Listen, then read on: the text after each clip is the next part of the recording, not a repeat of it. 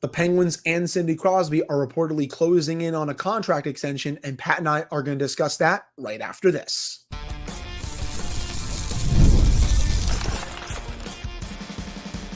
You're Locked On Penguins, your daily podcast on the Pittsburgh Penguins, part of the Locked On Podcast Network, your team every day. Hello and welcome back to another episode of the Locked On Penguins podcast. I am one of your hosts, Hunter Hodes. You can follow me on Twitter at Hunter Hodes, joined by my co-host, Patrick Damp. You can follow him on Twitter at Center for Wet, and you can follow the show's Twitter at LO_Penguins. Of course, thank you all so much for making this your first listen/watch of the day. We are free and available on all platforms. And finally, today's episode is brought to you by FanDuel. Make every moment more. As playoffs wind down, the sports stop sporting like we want them to. But this summer, FanDuel is hooking up all customers with a boost or a bonus daily. That's right. There is something for everyone every day, all summer long. Visit FanDuel.com to get started. So, we were blessed with some news to start the day on Monday as Penguins reporter Rob Rossley of The Athletic reports that the Penguins and Sidney Crosby are closing in on a contract extension to keep Sidney Crosby with the Pittsburgh Penguins for the rest of his career. He says the team and the player are confident a deal will be agreed upon and formalized soon. He also said that a deal within a range of 3 years times $10 million per season was possible, but the full details of Crosby's contract were not shared with him or anyone else. And that's great for two reasons. Number one, obviously keeping Sidney Crosby as a Penguin for life. I don't want to see him play for any other franchise.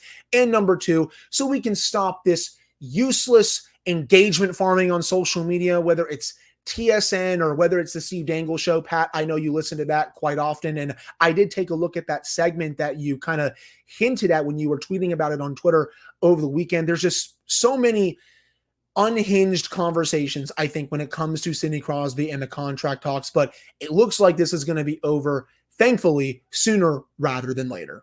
Right. And let me expand upon that a little bit because I'm a gigantic fan of those guys. I've been listening to them for over a decade at this point. I think they bring a really solid perspective to the sport. They've opened it up for people who aren't traditional hockey fans, and I think that's fantastic. And I also had this. I'm sure if you saw my tweet, you saw me say popping back in. I'm taking a Twitter hiatus. It's been crushing my mental health.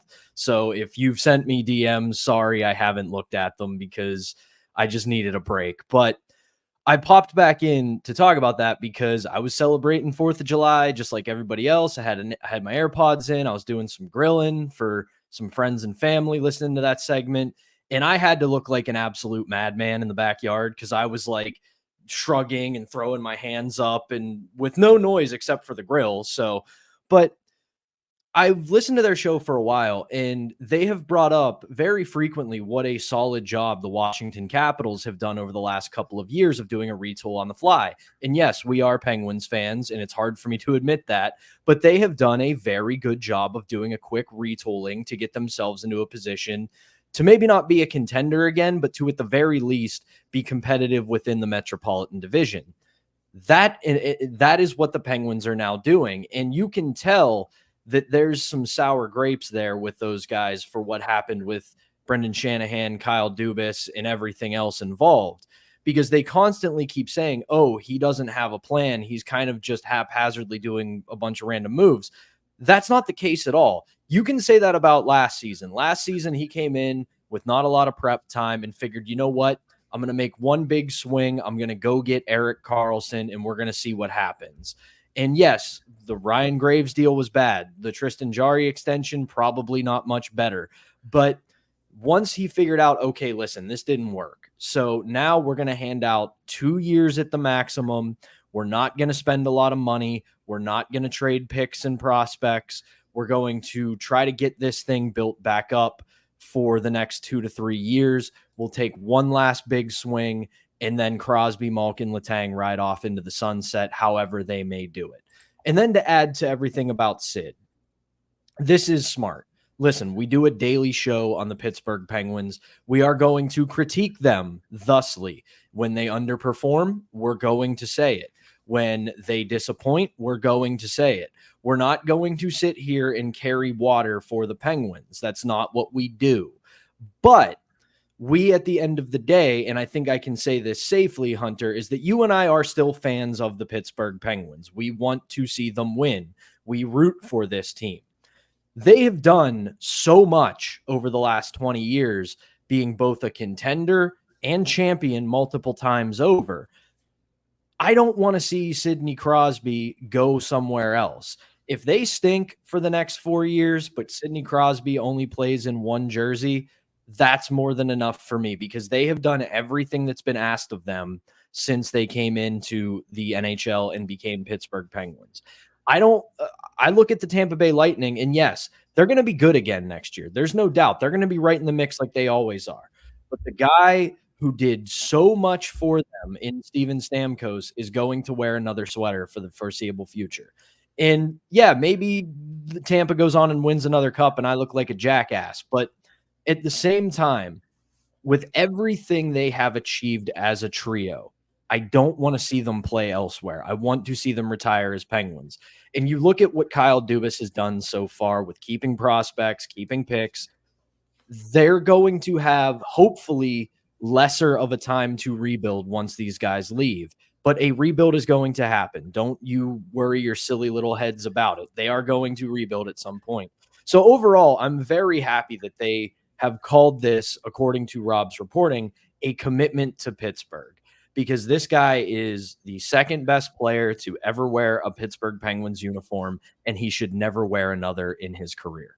Right. And he also literally went to Miami, it was reported 2 years ago, to help Evgeny Malkin sign that contract. He wanted Malkin and Letang to stay as Penguins because he wants to go out with them. And I know people will point to that and be like, well, that was 2 years ago. A lot can change. Okay, maybe you could be right a little bit, but I still think very much that he wants to go out with those two, just like how he came in with them overall all those years ago. So I really, in my opinion, I don't think much has changed other than the team is not in win now mode right now compared to 2 years ago. I know some other people will point to Tampa Bay and look like, oh, yeah, they let Stamkos go. He's going to be playing in Nashville. Yeah, they did. But Tampa Bay is also in still win now mode right now. They have Nikita Kucherov. They have a Brayden Point. Both are in the prime of their careers. They have Jake Gensel, who can score 35, 40 plus goals on that line. They have a Victor Hedman. They have an Andrei Vasilevsky.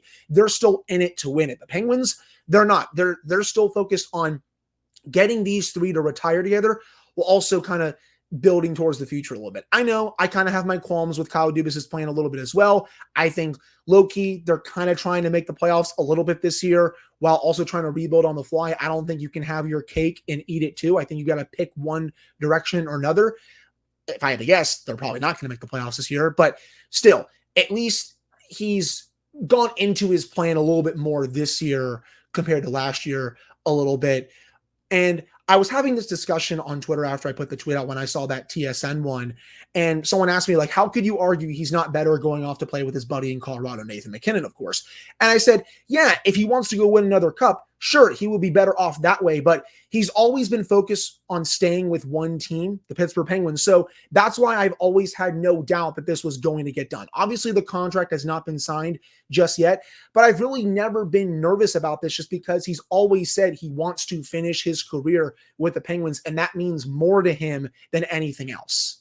Yeah, and let me push back here just a little bit on what you're saying, because I agree overall. Like, if you're going into a full-scale rebuild, you can't have your cake and eat it too. You can't try to make the playoffs and still rebuild, because that's a problem. But then you look at the Penguins right now, and even after they get this Crosby extension done, you will, let's say it's 10 million, right? Let's say that it's $10 million deal. And they go into the next season after this upcoming one.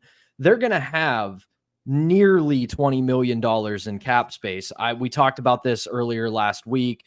I think there's a real world where they might deal Marcus Pettersson as well, and that frees up a lot more space as well. So the thing that they're doing here is they are going to do this retool on the fly where they don't move out prospects, they don't move out draft picks, but then over the next 2 years, they are going to have a boatload of salary cap space, and all of their big pieces will be locked in.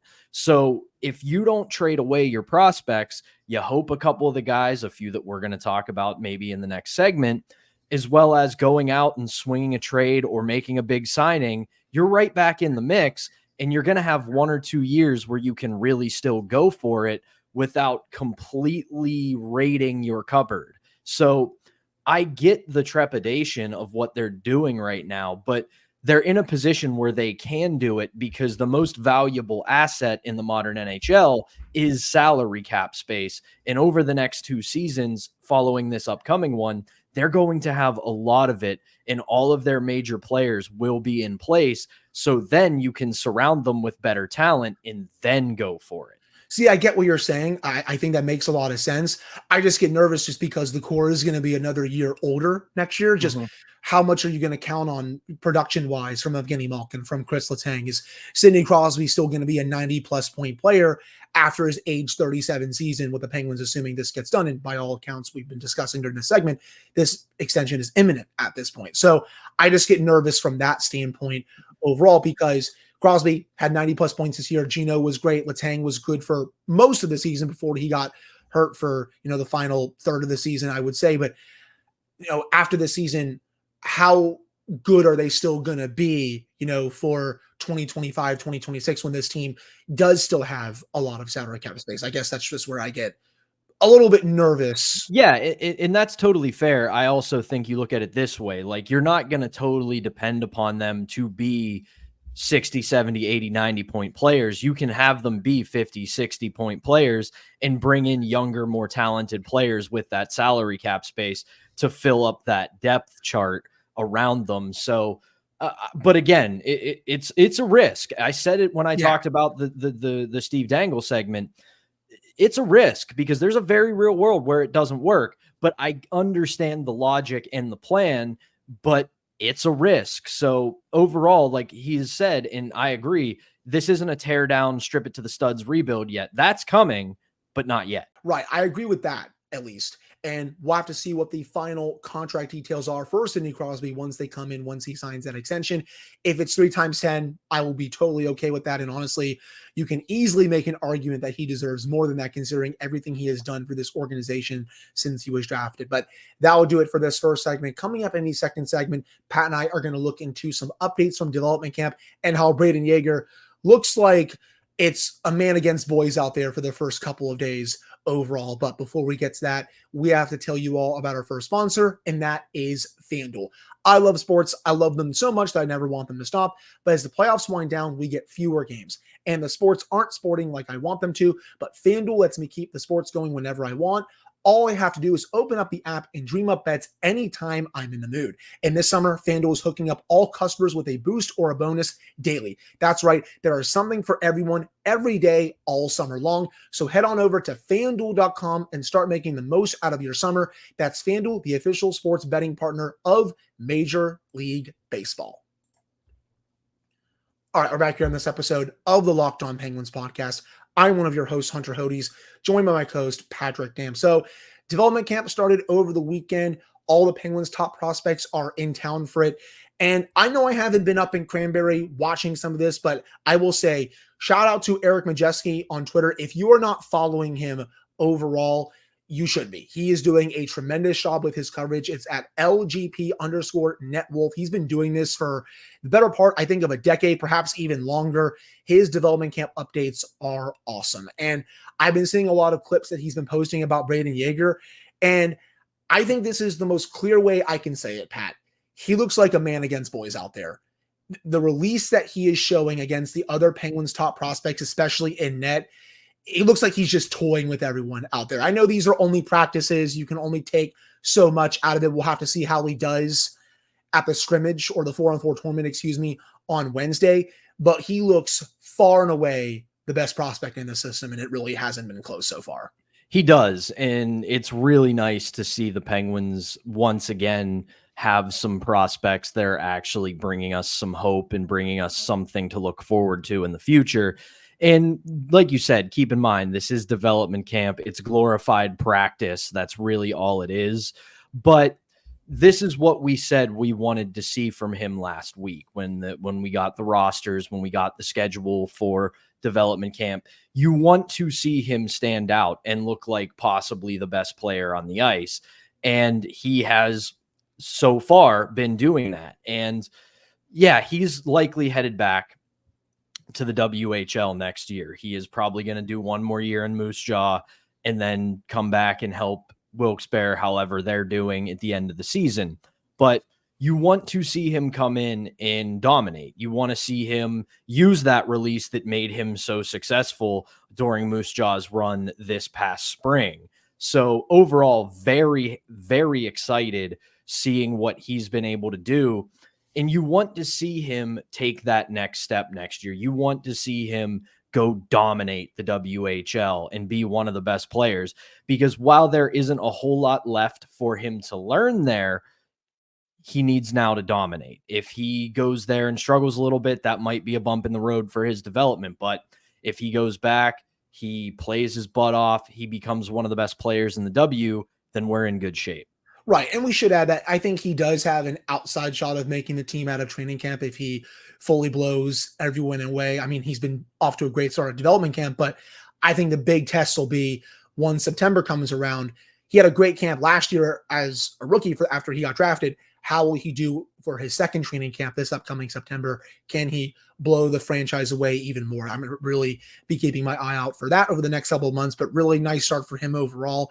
And same for Owen Pickering. So Pickering, former Penguins first-round pick of 2 years ago. He has not been at the last couple of training camps just because of injuries. He's been healthy during the season, but when training camp has come around before, he's gone back to his junior team.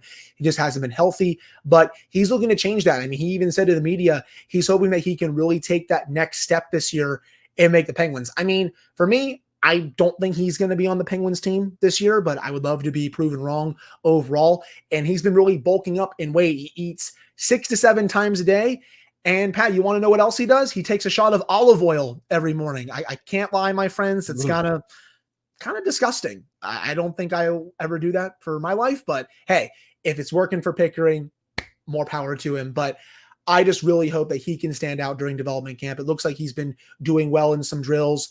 I really want to see this kid succeed just because he has been kind of taken back by some injuries for training camp. He's had a couple of good seasons in junior, but I really want to see him take that next step in his development and at least maybe start to make a push for a roster spot. It's been a couple of years since he was drafted in the first round by the Penguins, and I want to see what he can do going forward.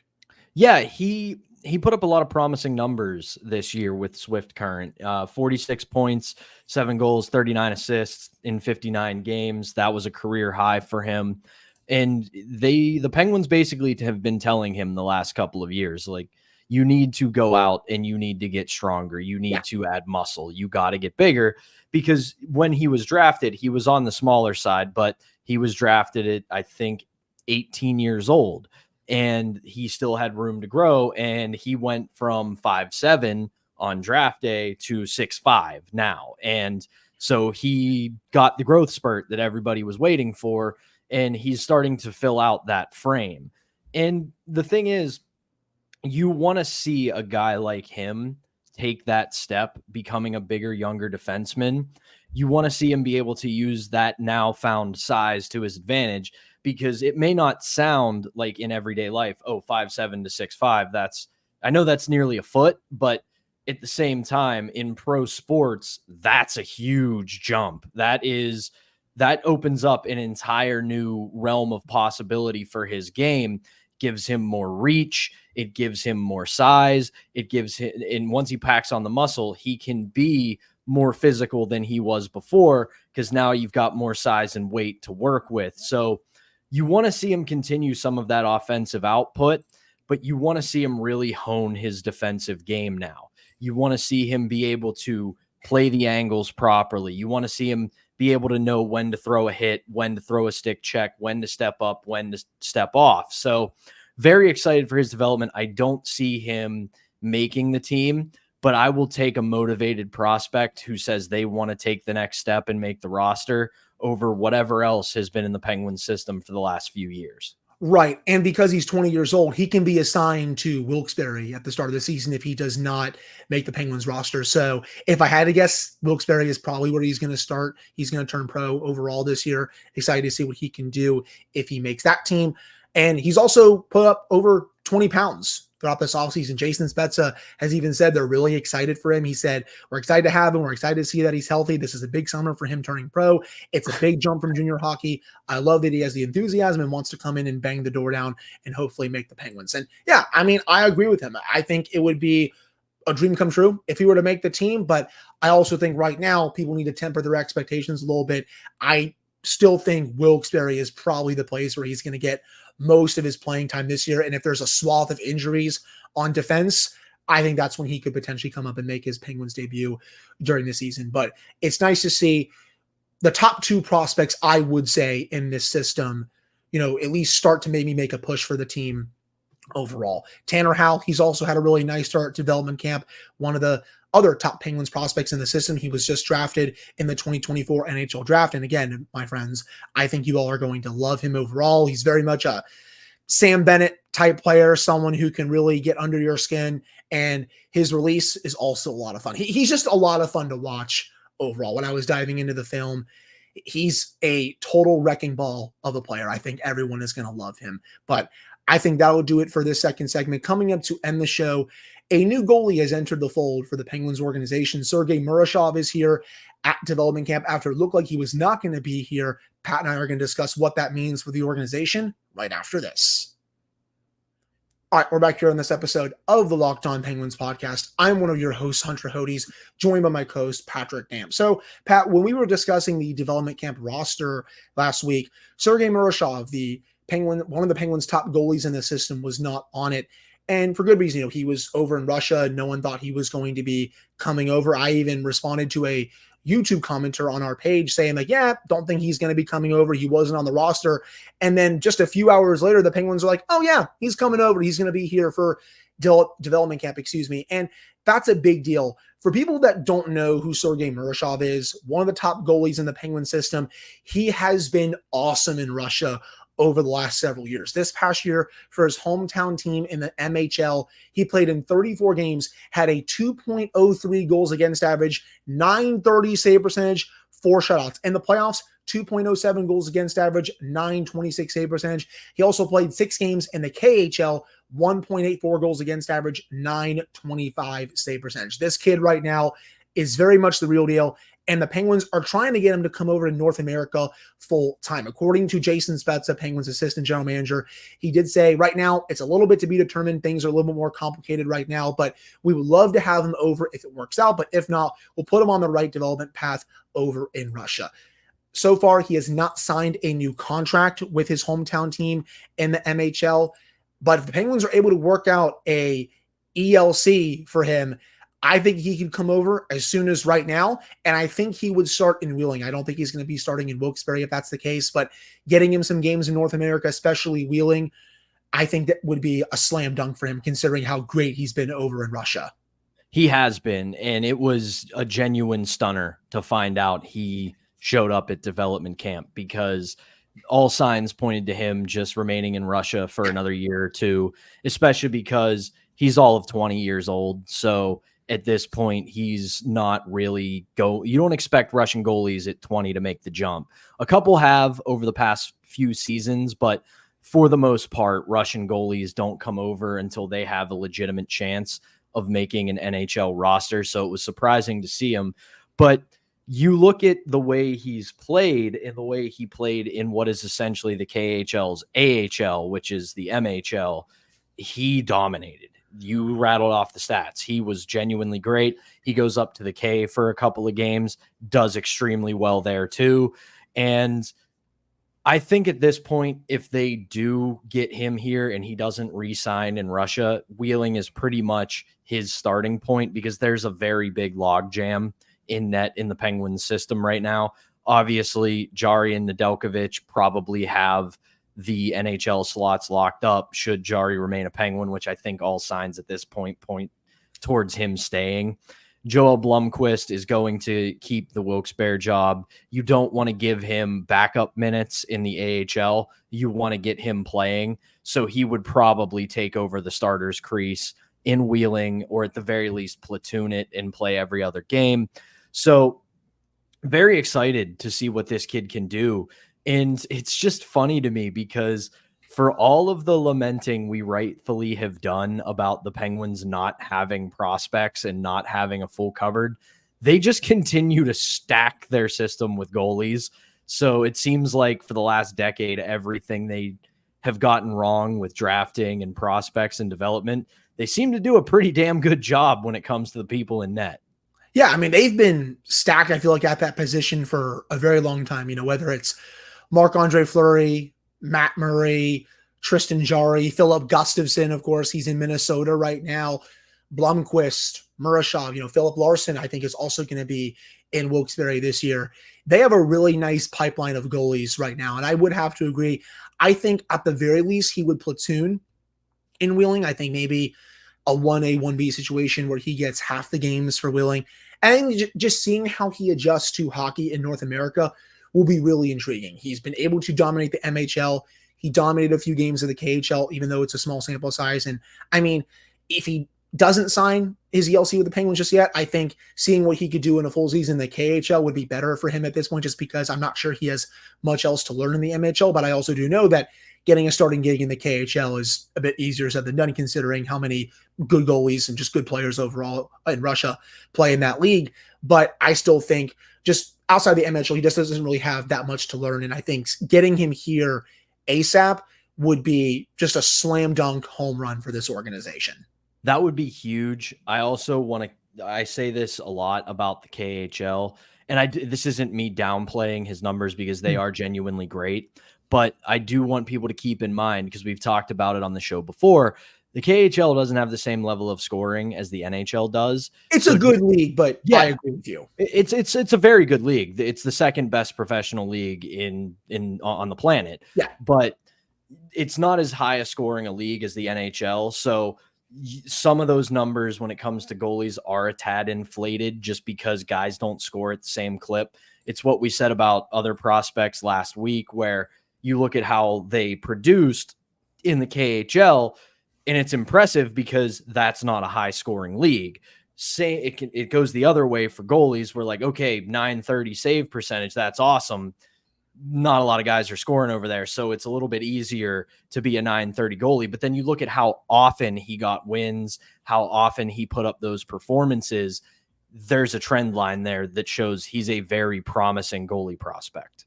Yeah, no, I agree with you. And I just want to see more of him over here in North America if the Penguins and him are able to come to an agreement on an ELC and he doesn't go back to his hometown team in Russia. But I think that'll do it for this edition of the Locked On Penguins podcast. Thank you all so much for taking the time to listen to / watch this episode. Pat and I will be back with another episode for you all on Tuesday. And just so everyone knows, we will be daily every weekday in the month of July before the show goes down to 3 days a week starting in August. And then we'll be 3 days a week until mid-September, or until right around when training camp starts. Overall, just wanted to give you all the heads up for how many episodes you can expect from us each week for July, and then in August, and then mostly September as well. But again, that will do it for this episode. Thank you all so much for tuning in. We really appreciate it. We'll be back on Tuesday.